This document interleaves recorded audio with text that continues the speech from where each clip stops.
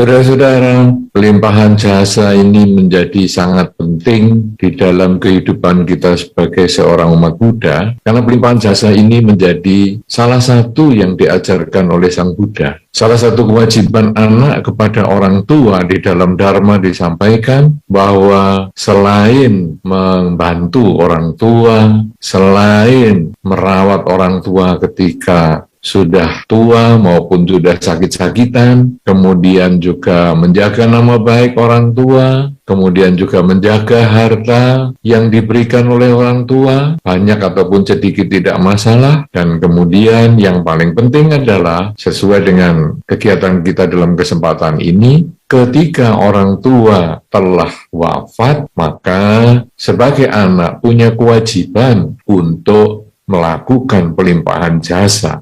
Saudara-saudara, pelimpahan jasa kadang dimengerti secara tidak tepat karena istilahnya adalah pelimpahan jasa. Jadi seolah-olah ada orang berbuat jasa, kemudian dilimpahkan atau dituangkan. Apalagi nanti pada saatnya akan ada upacara pelimpahan jasa yang dilambangkan dengan penuangan air dari tempat yang penuh menuju ke tempat yang kosong. Sambil di dalam pikirannya membayangkan atau memikirkan semoga dengan kebajikan yang saya lakukan pada kesempatan saat ini dengan meminta tuntunan sila, membaca parita, mendengarkan para biku membaca parita, kemudian bermeditasi, mendengarkan dhamma dan lain sebagainya. Semoga dengan kebajikan ini akan melimpah kepada para mendiang dimanapun mereka berada. Nah, jadi istilah-istilah semacam ini kemudian yang membuat orang berpikir, oh kalau begitu perbuatan baik ini kalau dilimpahkan,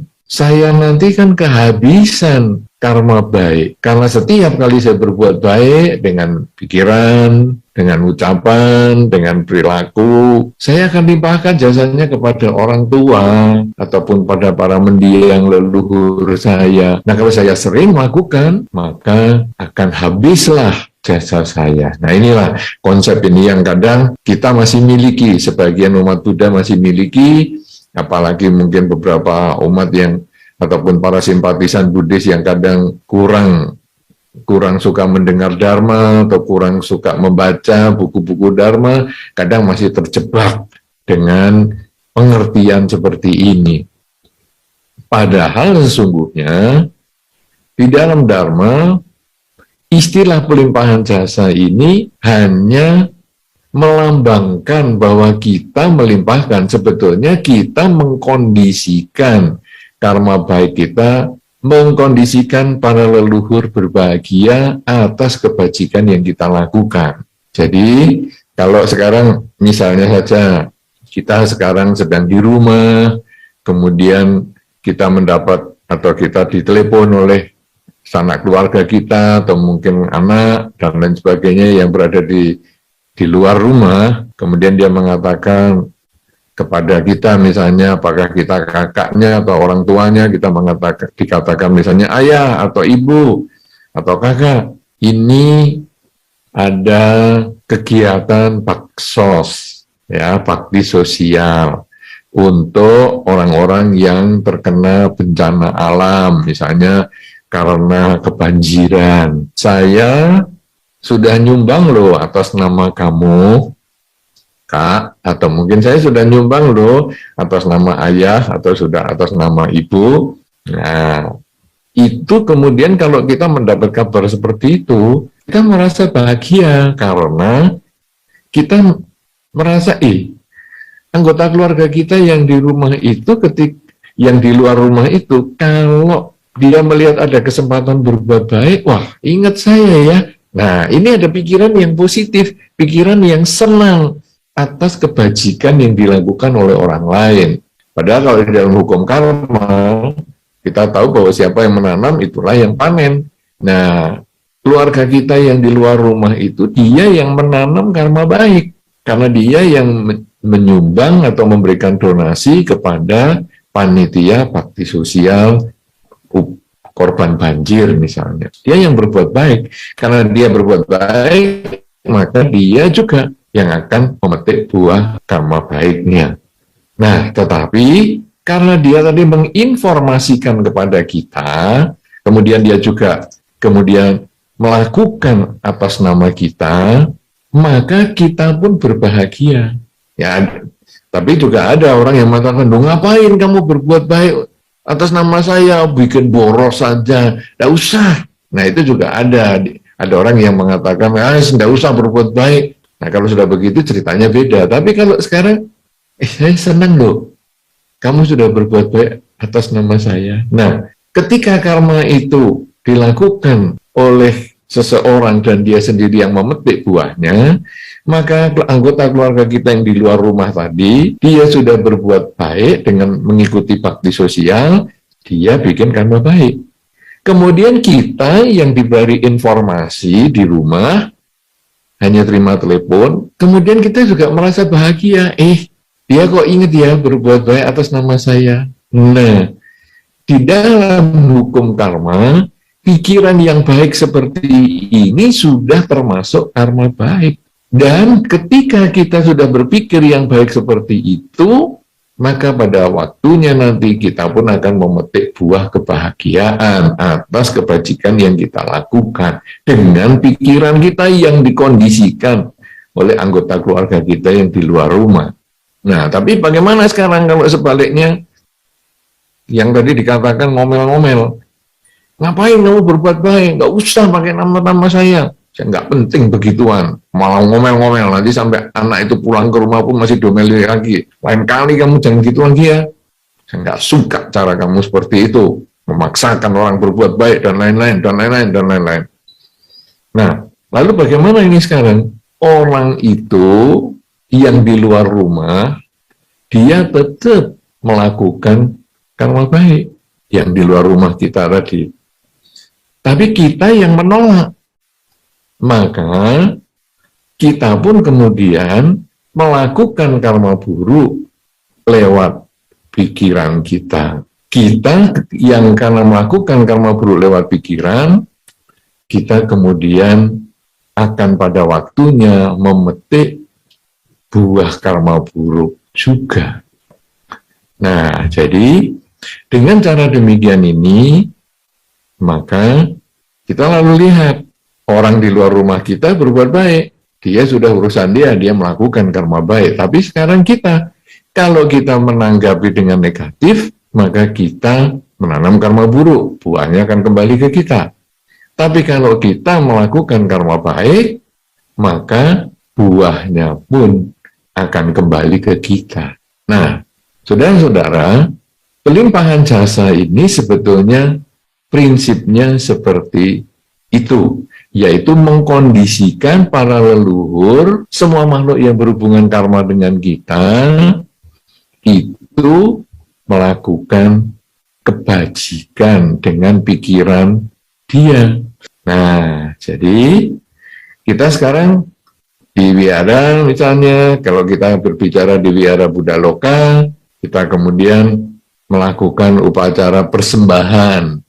Ya, kita ada foto-foto para mendiang, kemudian kita melakukan puja, persembahan, dan lain sebagainya. Kemudian sekarang kalau kita lihat, kita melakukan pelimpahan jasa, nanti pada saatnya kita lalu menuang air dan lain sebagainya, sebetulnya kita mengkondisikan seperti anggota keluarga kita yang di luar rumah tadi, mengkondisikan leluhur berbahagia, seperti kita yang diinformasi dan kita berbahagia. Itu sebetulnya pengkondisian seperti itu. Nah, kemudian istilahnya adalah pelimpahan jasa. Saudara-saudara, kalau kemudian kita lalu lihat tadi di dalam Dharma, kewajiban anak kepada orang tua adalah membantu orang tua, merawat orang tua kalau orang tua sudah tua atau mungkin sakit, ya walaupun belum tua tapi sakit dan lain sebagainya. Kemudian juga kita lalu ada kewajiban anak untuk menjaga nama baik orang tua. Karena kita sebagai anak, kemanapun kita pergi, kita ini masih terikat dengan ikatan keluarga. Jadi misalnya saja kalau di sekolah, ini yang paling gampang karena sekolah sekarang sudah ada pertemuan-pertemuan langsung misalnya. Kita mendapatkan prestasi sekolah, maka misalnya kita juara 1 misalnya, orang akan mengatakan, wih anaknya siapa nih? Kok pandai sekali? Nah, jadi kita yang dapat prestasi, tapi orang tua juga mendapat penghargaan. Anaknya siapa nih? Kok bisa pandai sekali?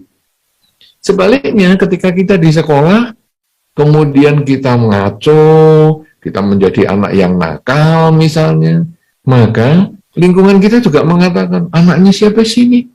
Kok nakal sekali?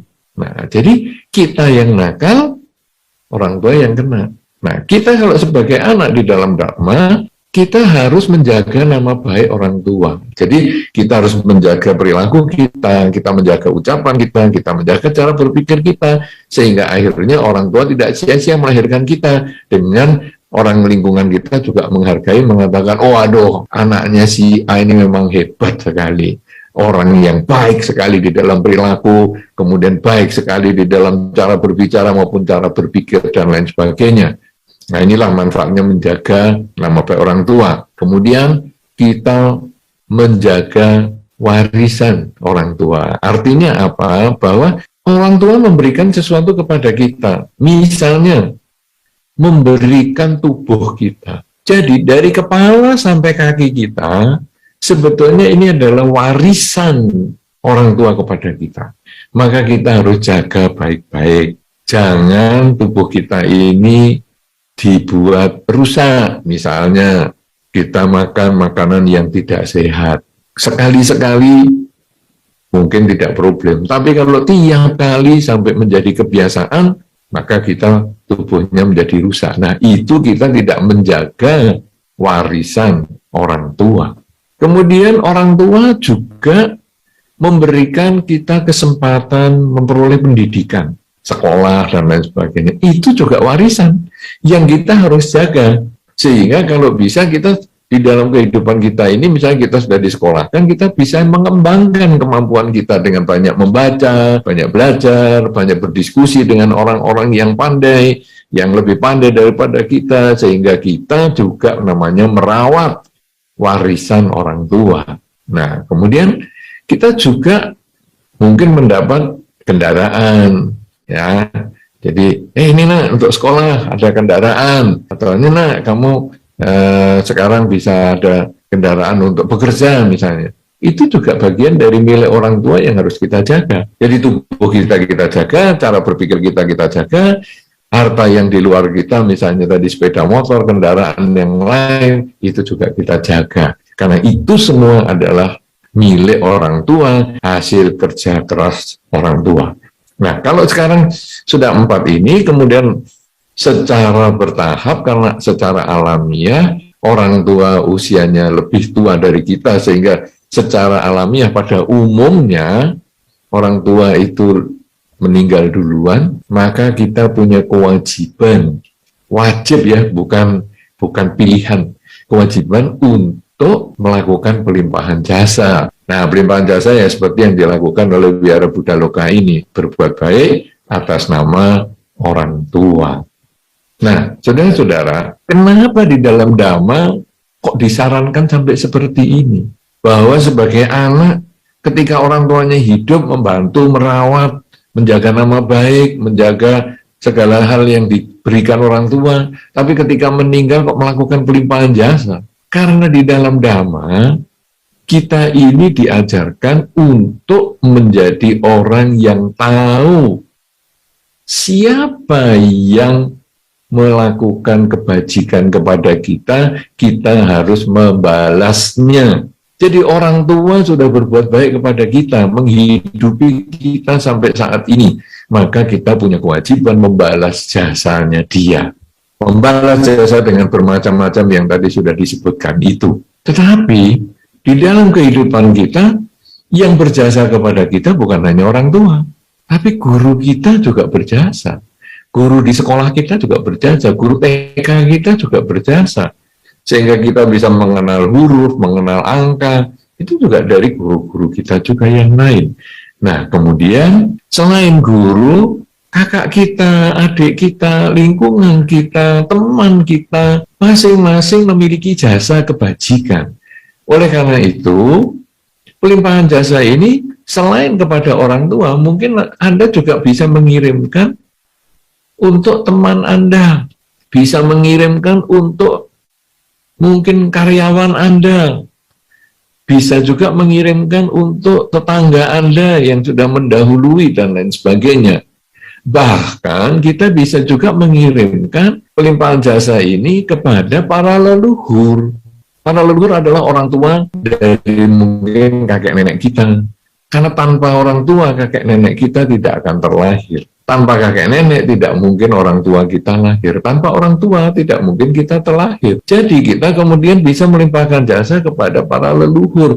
Bahkan orang tua dari para leluhur yang lain. Sehingga kita bisa menulis semua makhluk yang berhubungan karma dengan saya. Dan kalau kita mengenal di dalam Dharma ini ada kelahiran sebelum kehidupan ini, maka semua makhluk yang berhubungan karma itu juga termasuk semua yang leluhur ataupun orang tua kita di kehidupan-kehidupan sebelum kehidupan ini. Karena mereka telah mendidik kita berbuat baik, sehingga kita di dalam kehidupan ini bisa terlahir sebagai manusia. Sehingga ketika kita menulis semua makhluk yang berhubungan karma dengan kita, maka leluhur-leluhur orang tua kita di kehidupan-kehidupan sebelumnya, itu pun telah kita lakukan pelimpahan jasa kepada mereka. Nah, karena apa? Karena mereka telah berbuat baik kepada kita. Seorang umat Buddha hendaknya mengerti mereka-mereka yang sudah berbuat baik kepada kita ingat, dan kemudian kita membalas jasanya. Ketika masih hidup, kita membalas jasa, membuat dia senang, membuat dia bahagia, membuat dia nyaman dengan keberadaan kita. Apakah itu orang tua kita yang tadi dikatakan dengan membantu, merawat, dan lain sebagainya itu, tetapi teman kita pun kita perlu membantu. Teman kita pun kalau sakit, kita pun perlu merawat. Guru kita pun mungkin kalau sakit juga kita punya kesempatan, kita juga merawat dan lain sebagainya. Nah, saudara-saudara, di dalam Dharma, orang yang mengenal budi ini satu bagian yang perlu kita kembangkan. Mengingat budi orang dan kemudian kita membalas jasa kebaikan kepada mereka. Ada sisi yang lain, yaitu bahwa kita bukan hanya untuk orang yang mengenal budi saja. Kita bukan hanya dilatih untuk mengenal budi orang lain, kebaikan orang lain, dan membalas jasanya. Tetapi kita juga didorong, diberikan semangat di dalam Dharma untuk menjadi orang yang menanamkan kebajikan, bahkan kepada orang yang belum kita kenal, bahkan kepada makhluk yang belum kita kenal. Kalau kita hanya mau membalas jasa, berarti kita itu hanya ingin mendapat. Kalau sudah mendapat, baru kita memberi. Tetapi di dalam Dharma, kita bukan hanya orang yang seperti itu. Itu juga sudah bagus ya. Tahu kita bisa mendapat dan kita membalas jasa, itu sudah bagus. Tapi bukan hanya itu. Kita hendaknya juga melakukan kebajikan dulu. Bahkan kepada orang yang mungkin kita nggak kenal. Jadi misalnya, kita ketemu di wihara, itu orang baru misalnya. Kita bisa melakukan kebajikan dulu kepada dia dengan mengatakan, kalau waktu ketemu misalnya, selamat sore, selamat malam, atau selamat pagi, selamat siang, terserah. Kemudian, ayo, mau ikut kebaktian kok, sepertinya kamu baru pertama kali ke sini. Ya, saya mau ikut kebaktian, ayo ikut saya. Nah, kemudian, ya mari kita duduk di sini. Nah, ini nanti biasanya kebaktian itu membaca parita yang ini. Itu orang itu belum kita kenal, tetapi kita sudah melakukan kebaikan kepada dia. Nah, kemudian orang itu membaca parita, belum bisa, kita tunjukkan, halaman ini. Oh ya, pelan-pelan aja, kalau belum bisa pelan-pelan, atau dengerin aja dulu, supaya tahu nanti orang-orang itu bacanya caranya gimana. Nah, kemudian setelah membaca, selesai, mungkin ada meditasi ya. Kita meditasi, duduknya caranya gini. Nah, ini tangannya di sini, posisinya ya. Kamu nanti ngamati nafas saja, atau ngulang aja kalimat semoga semua makhluk bahagia. Kemudian nanti itu ada ada ceramah Dharma, ayo kita dengarkan. Nah, kemudian selesai kebaktian, kita ajak dia jalan keluar, kemudian kita kenalkan wihara ini tadi namanya Dhammasala. Ya, kalau di wihara Kuda lokal, ini ada masalah, yang di atas ini ada masalah, kemudian di lantai bawah ini ruang serbaguna.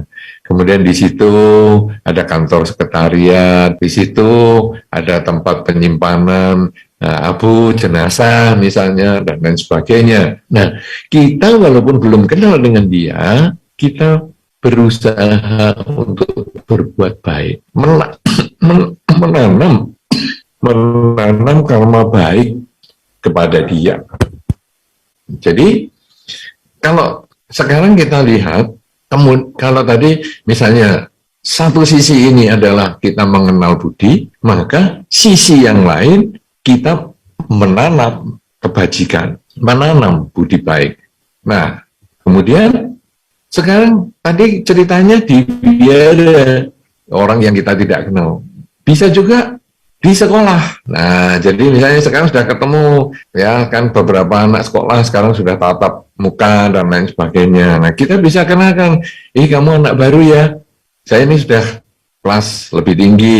Nah, kita kenalkan, ini sekolahnya begini-begini, kebiasaan kita di sekolah seperti ini, pakaiannya seperti ini, ruang-ruangnya guru di sana. Nah, jadi itu adalah orang yang menjadi sasaran kebajikan kita, orang baru.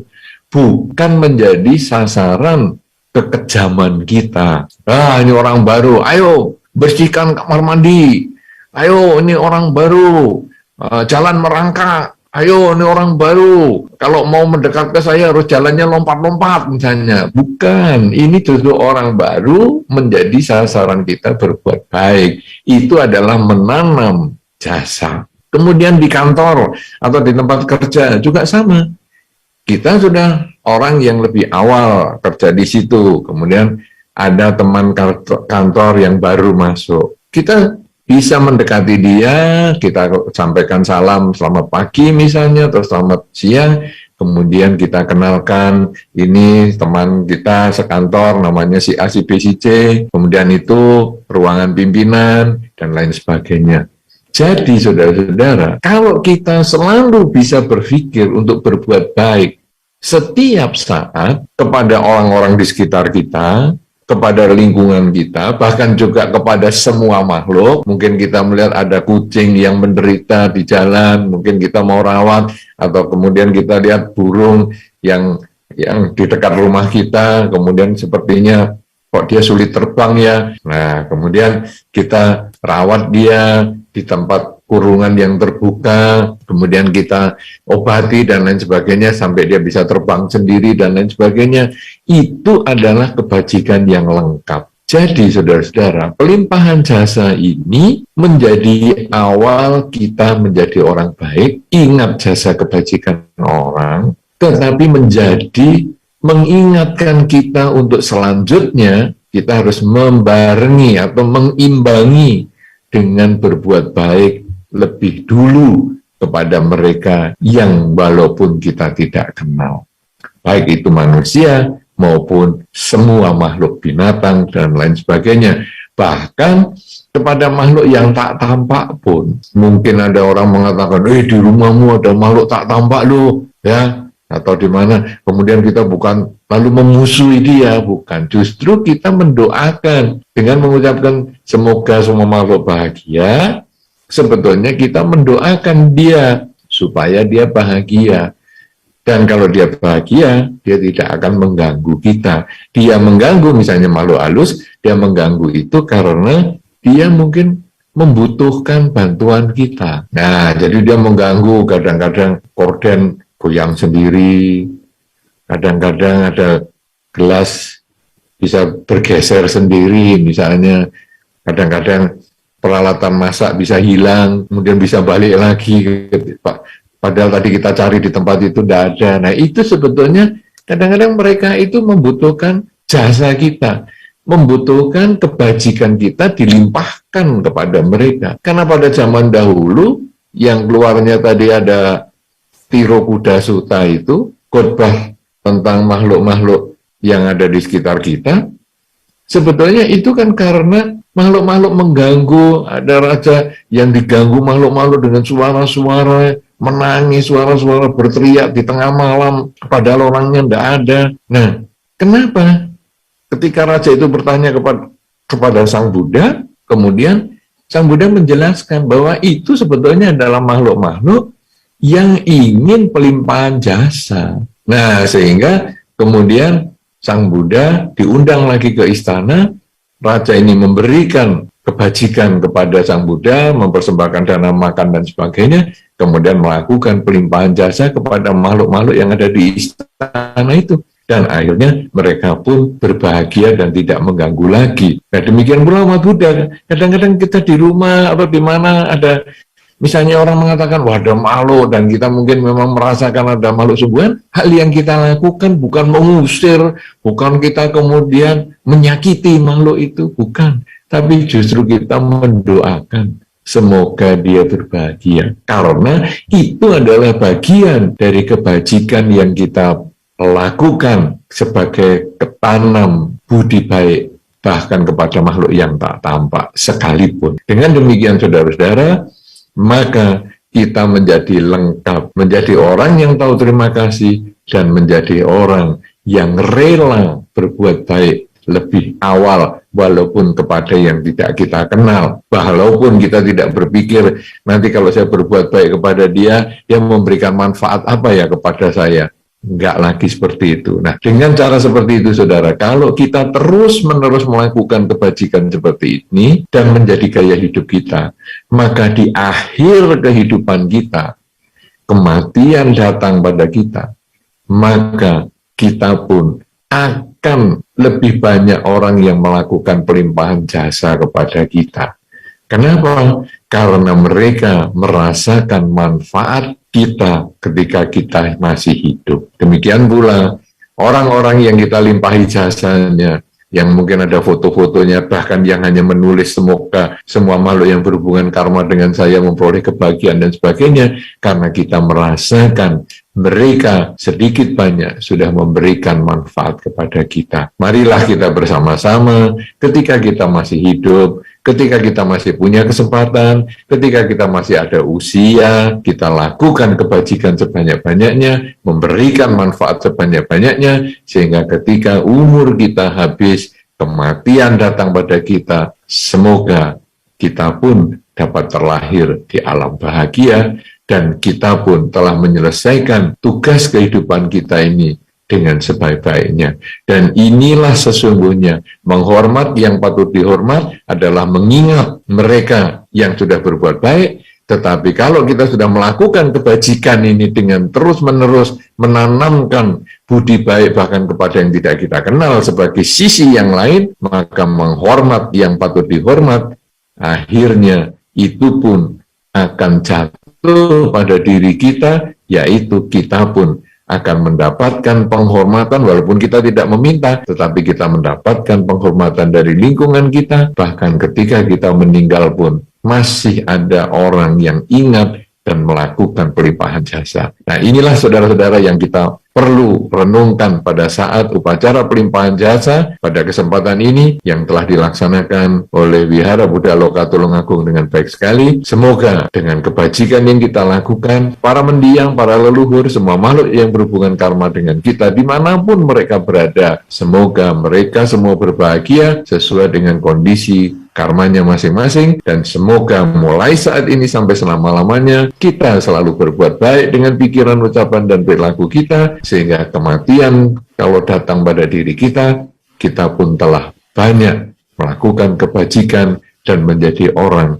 yang layak mendapatkan penghormatan. Karena menghormat mereka yang patut dihormat, itulah berkah utama. Semoga para mendiang berbahagia, semoga Anda semua berbahagia, semoga semua makhluk, baik yang tampak maupun yang tidak tampak, akan memperoleh kebahagiaan sesuai dengan kondisi karmanya masing-masing.